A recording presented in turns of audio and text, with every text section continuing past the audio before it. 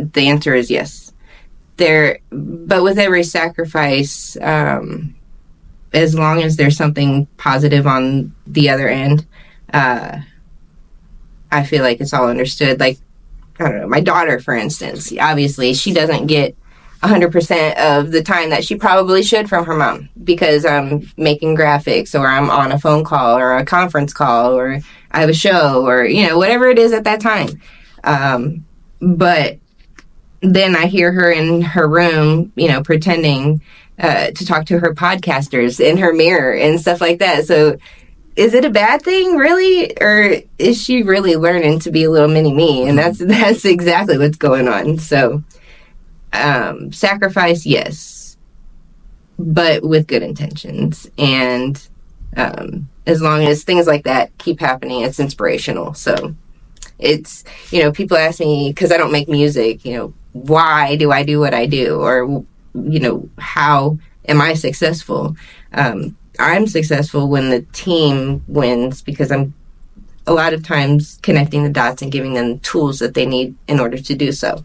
So with that, with that being my mindset, teamwork makes the dream work really is a thing in my world. So I've just been strategic in selecting who to work with and who to keep in my immediate circle and make sure they have the same mentality, because if they don't, they got to go. There is no I in team, they say, but there is a me.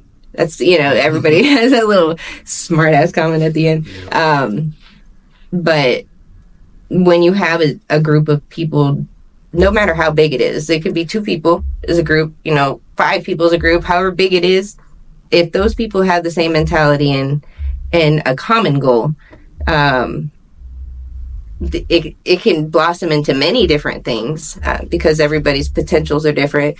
And if everybody agreed all the time, nothing great would ever be invented because there'd be no conflict of interest. So how does egos collide? Exactly. But if you have 2 people or more working as a team and do studies and whatever conferences or meetings, and you reflect on those things, you achieve great things, unique things.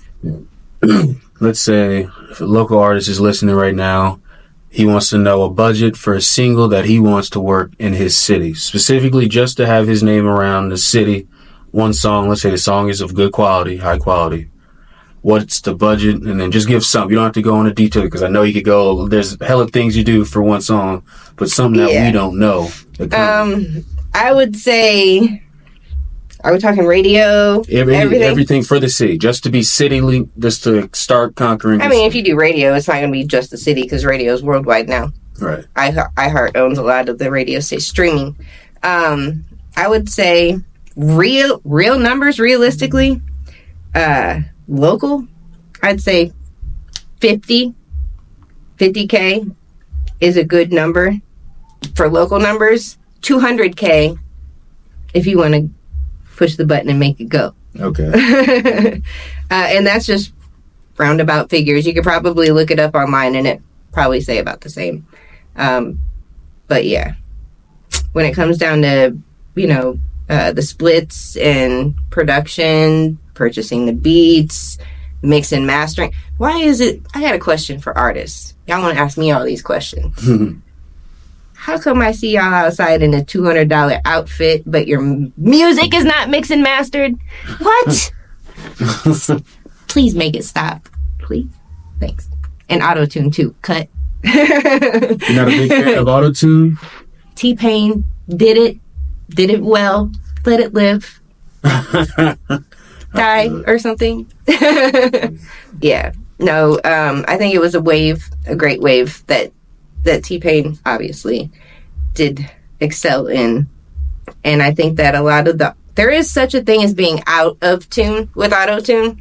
And I think that's what a lot of what we're hearing. A lot of people using auto-tune as a band-aid for the fact that they really cannot sing. And rule of thumb, if you can't sound live with a microphone like you do on your record, don't do it. Because when you leave out the studio and it sounds fucked up to you, guess what? It sounds fucked up to me too. And it's going to be worse live. So, yeah. Pre-game. Okay. So back to the AI thing, you believe that the people that are higher up are slowly trying to get us adjusted to what's to come. Mm-hmm. Yes, we were. How do we get off subject? Well, ADD. The AI. Yes, I believe that they are slowly introducing us without textbooks. You know what I mean? How to? You see 2-year-old kids. Yep. What the hell is really going on? That's like our grandparents when cell phones became. That's crazy. They are going to school with history. iPads. Yes, and there is different ways of teaching. They didn't used to have textbooks. They used to have them little slide across math things, slide the bar to count, to add, whatever. What are those things called? You know what I'm talking about. I know what you're talking about. Yeah. So with that being said, once you hit a certain age, you're, as an adolescent, my parents don't know shit, but then you're having epiphany at about 30, 35, like, maybe mom did know a little bit about life a little bit, but I still know more, and then you keep going. Because at that point you do know more because you know more about life as it is now. They knew more about life as it was in their time. So it is dated information, but they're still, OG. I mean, they were the OG of their time. So, yeah. Who is your role model in this game that maybe is doing what you're doing at maybe you want to get there or anything of that nature in the game? My role model,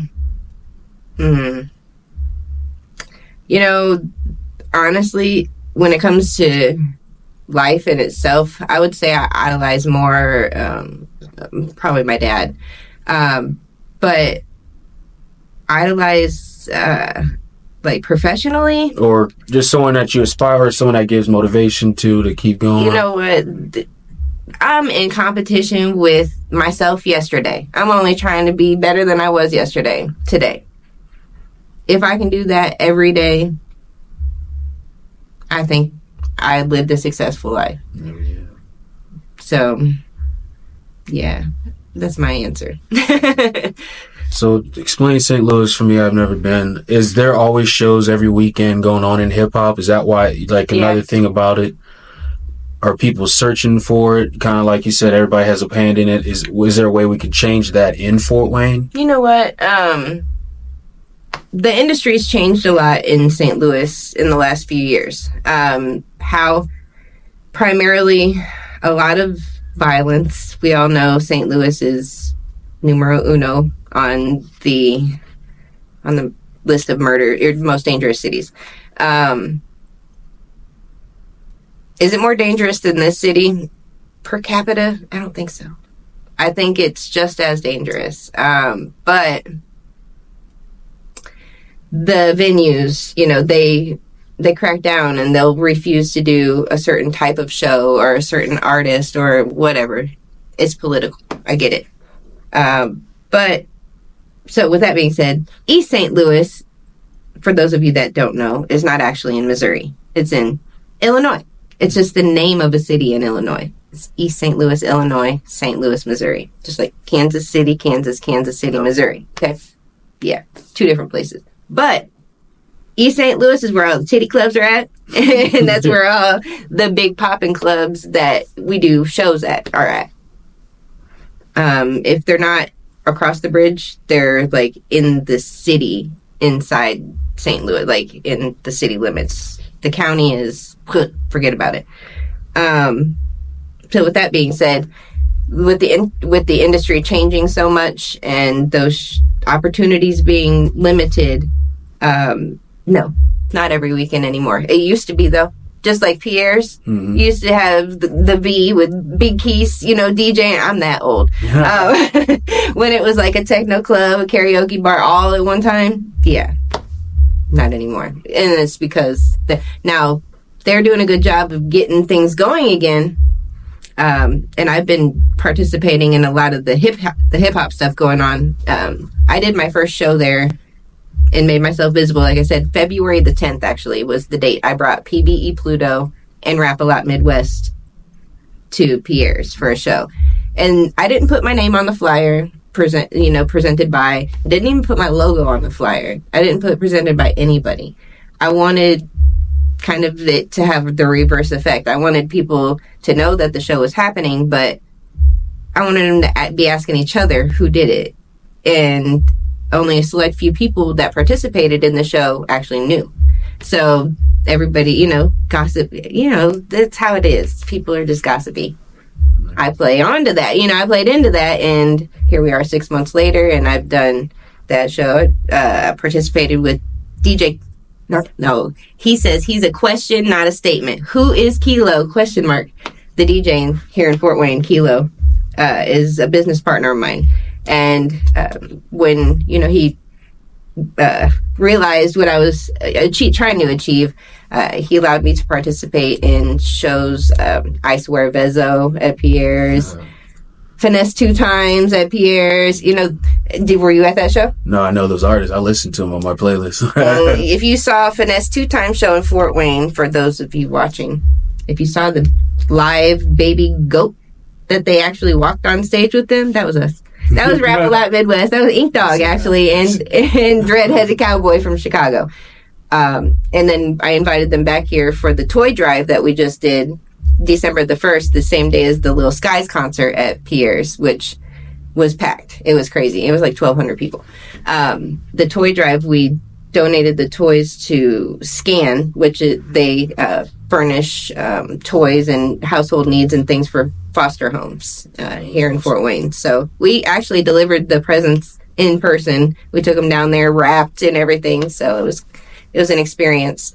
A couple of the artists that I work with grew up in homeless shelters and foster communities, and it was really touching to see them give back, because now they're idols of these kids coming up, and they can coach and be big brother or whatever, and they're willing to do that too. So it's an experience. Oh yeah. Yeah. Where do you see yourself, let's say, in 5 to 10 plus years? Hopefully somewhere drinking out of a coconut with an umbrella on a beach. But I can do that today if I wanted to, so that's not significant. I would like to see myself 5 years and 1 day better than I was the day before. Yeah. Do you have any closing remarks you want to say, or anybody who's watching? Yeah, shout out to everybody that has supported me since day one. Because if you notice, well, you probably don't know, but a lot of, what's up, Facebook? You hearing all this mess? A lot of the people that follow me on social media, Facebook especially, I go in my memories, and it goes back like 14 years on my Facebook. So a lot of those people are day ones, followers, fans. They've seen the process, falling on your ass, pick your, fall down 7 times, get up 8, process many times. I quit the music industry publicly, made a whole post like this long on my Facebook, like, I want to say 3 years ago, right after my dad died. You think them folks let me quit? No. No. It was a time for me, because he was the music industry and me, and I guess this is my way of living out my dad's legacy, because he was an engineer, audio engineer. So I built the core of my team around my producers and engineers, instead of what most people do is artists or DJ coalitions. The producers don't get much time, FaceTime, interview time and things like that. They're stuck in their dungeons and their, Pro Tools or FL Studios or whatever they use. They don't come out. They're not social very much. So having somebody like me that is, extra, what they're not, that doesn't know how to do what they do, I'm no competition for them.